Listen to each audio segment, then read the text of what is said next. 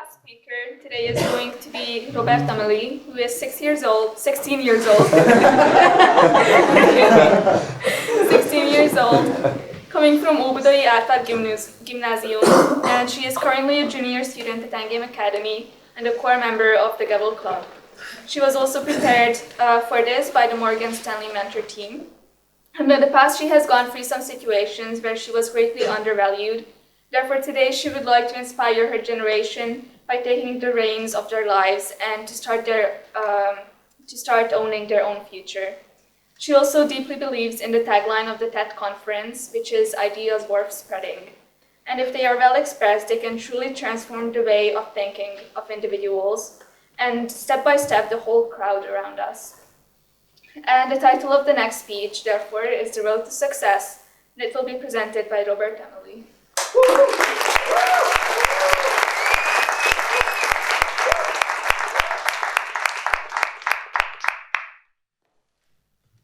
Think of your goals and ambitions. Got it? Now, think of that goal and say goodbye to it. Why, you may ask? Well, because you're lazy, you're untalented, you're unmotivated, and let's face it, you are just not good enough. That doesn't feel great, right?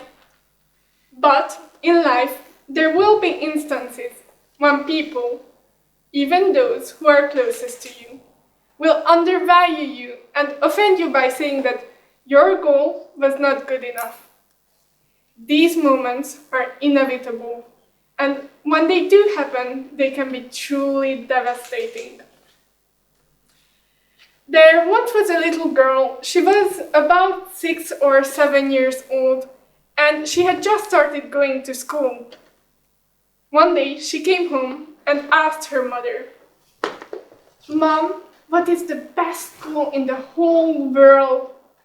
And her mother didn't really understand why she asked that question, but still she replied, I believe it's Oxford in England. And that was the day the little girl had decided that she was going to go to Oxford.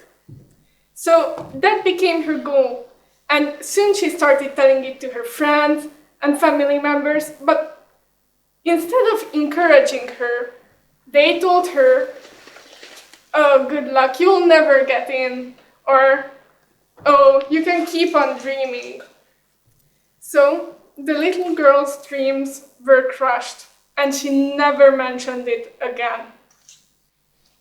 So, as we can see, these moments can be pretty devastating.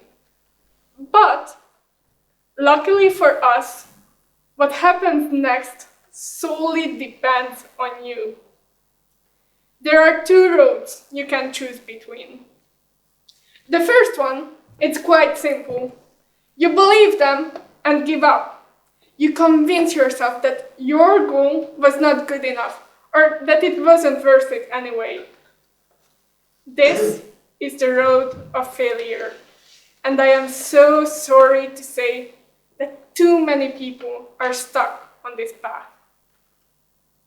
However, there is a second road.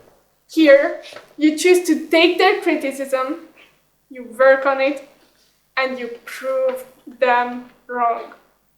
The journey may be long, it may be hard, but if you put everything into it, I guarantee you, you will be successful. Now, there's another story I really enjoyed. It's about a mother, a father, and a child.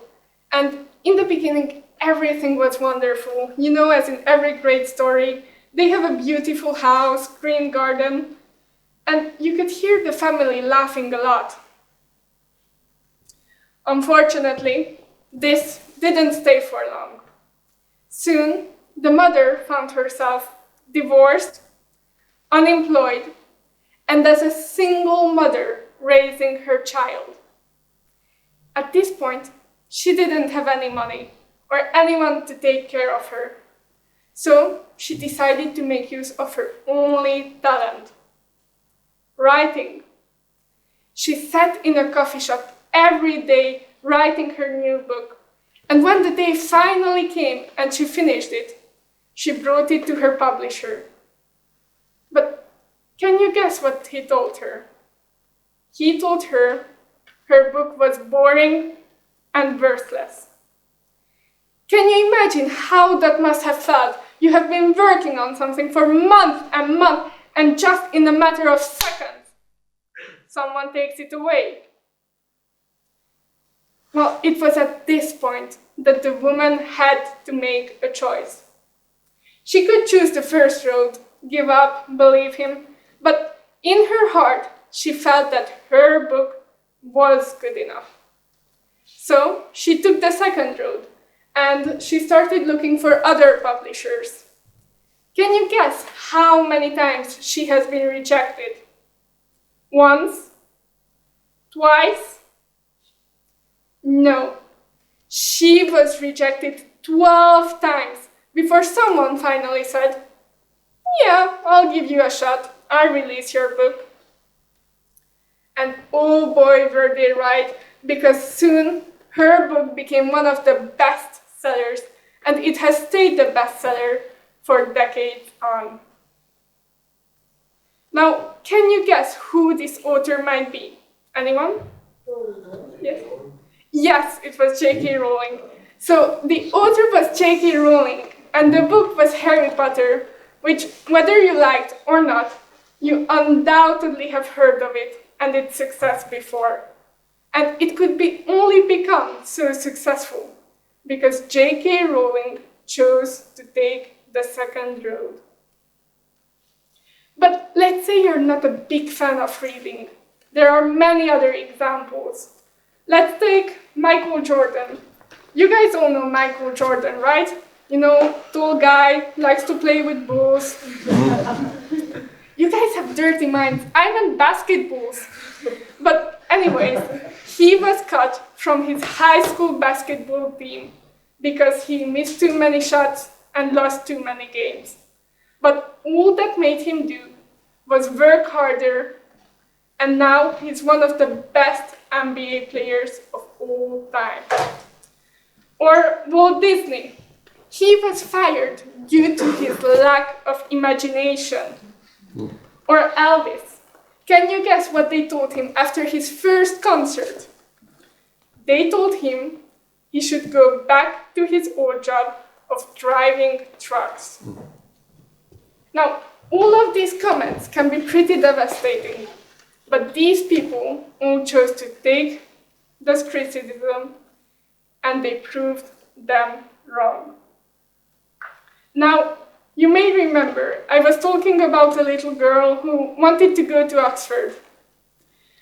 Well, luckily for her, the story doesn't end there.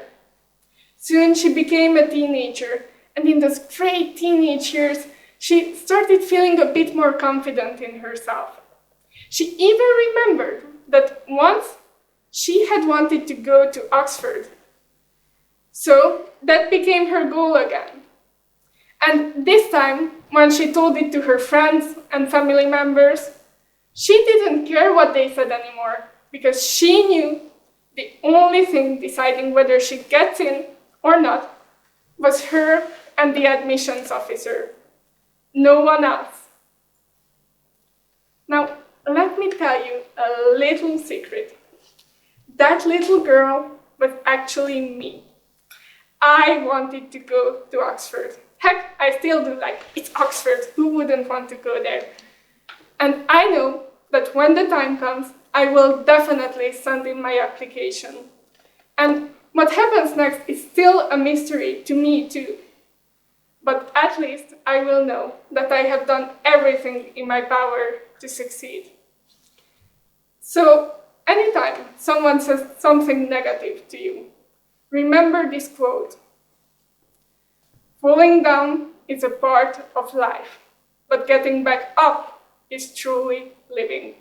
And with this, you are strong, you are motivated, and you can achieve anything you set your mind to.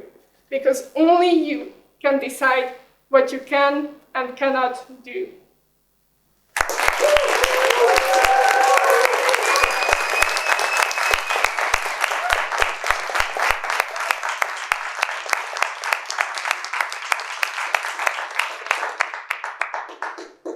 Okay, so Amélie, you mentioned that you had always wanted to go to Oxford University.